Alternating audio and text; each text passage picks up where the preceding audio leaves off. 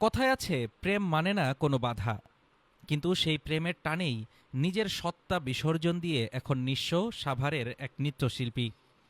দীর্ঘ ১৭ বছরের প্রণয়কে পরিণয়ে রূপ দিতে প্রেমিকের পরামর্শে অস্ত্রোপচার করে ছেলে থেকে মেয়ে হয়েছিলেন ফিরোজ। কিন্তু লিঙ্গ পরিবর্তন করে ফেরার পর জানলেন তার সেই আজন্ম লালিত স্বপ্নের নায়ক এখন অন্য নারীর স্বামী। শুধু হৃদয় ভাঙাই নয়, ফিরোজের অভিযোগ তার কষ্টার্জিত ৫০ লাখ টাকাও আত্মসাৎ করেছেন প্রেমিক বিপ্লব। সাভারের নৃত্যজগতে পরিচিত মুখ ফিরোজ। নাচের ছন্দে যার জীবন ছিল মুখরিত, সেই জীবনে এখন কেবলই বিষাদের সুর। প্রায় ২ দশকের ভালোবাসা আর বিশ্বাসী কাল হলো তার জন্য। সম্পর্কের শুরুটা হয়েছিল ২০০৮ সালে, রাজশাহীর বাঘা উপজেলার একটি স্কুলে নবম শ্রেণীতে পড়ার সময়। সহপাঠী বিপ্লব হোসেনের সাথে গড়ে ওঠে তার গভীর প্রেম। বিপ্লবের আর্থিক অবস্থা ভালো না হওয়ায় নিজের বাড়িতেই তাকে থাকতে দিয়েছিলেন ফিরোজ।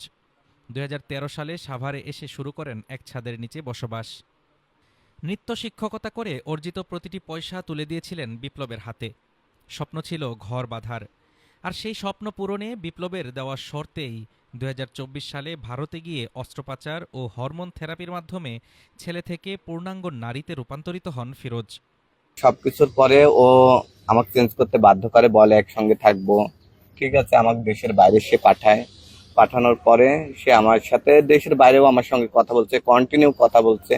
আমি যেদিন সার্জারি করি সেদিন দেখা যাচ্ছে যে ও বিয়ে করে ফেলে। যখন আমার জ্ঞান আসে, তারপর দেখি যে শুনছি ও বিয়ে করছে। ও বলে যে বিভিন্ন কারণ দেখায় যে এই কারণে বিয়ে করছে। ঠিক আছে, ও আমাকে বলে যে আমার সে টাকা নিচ্ছে, টাকাগুলো দিয়ে দিবে এবং আমাকে সে যথাযথ ওয়াইফের মর্যাদায় রাখবে। দেশে আসি, দেশে আসার পর ও আমাকে আহ, নিজের ইচ্ছায় আপনার স্ট্যাম্প করে দেয়।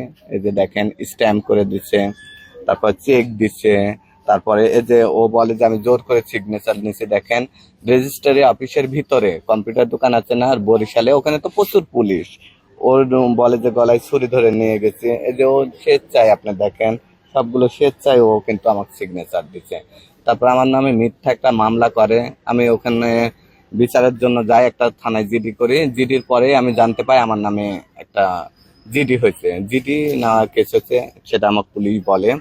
অভিযোগ উঠেছে ফিরোজ যখন ভারতে চিকিৎসাধীন ঠিক তখনই বরিশাল বদলি হয়ে বিয়ে করেন বিপ্লব। দেশে ফিরে বিয়ের খবর পেয়ে আকাশ ভেঙে পড়ে ফিরোজের মাথায়। টাকা ফেরত চাইলে উল্টো হয়রানি ও প্রাণনাশের হুমকি দেওয়া হচ্ছে তাকে। এমনকি জোরপূর্বক স্ট্যাম্পে সই নেওয়ার অভিযোগ তুলে ফিরোজের বিরুদ্ধেই মামলা করেছেন অভিযুক্ত বিপ্লব।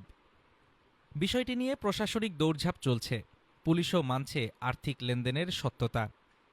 তো ফিরোজ যদি কোনো আইনি পদক্ষেপ নিতে চায়, তাকে যদি আমাদের কোনো ধরনের সহযোগিতা করার সুযোগ থাকে, তাহলে উপজেলা প্রশাসন থেকে আমরা অবশ্যই করব। সমাজ যখন তাকে তৃতীয় লিঙ্গের মানুষ হিসেবে ভিন্ন চোখে দেখে, তখন সেই সমাজের মানুষের অধিকার নিয়েও কাজ করেন ফিরোজ। কিন্তু নিজের অধিকার আর অস্তিত্ব আজ সংকটে। ভালোবাসার টানে লৈঙ্গিক পরিচয় বদলানো ফিরোজ এখন কেবলই বিচারের অপেক্ষায়। হাফিজুর রহমান তুষার, ঢাকা টুডে।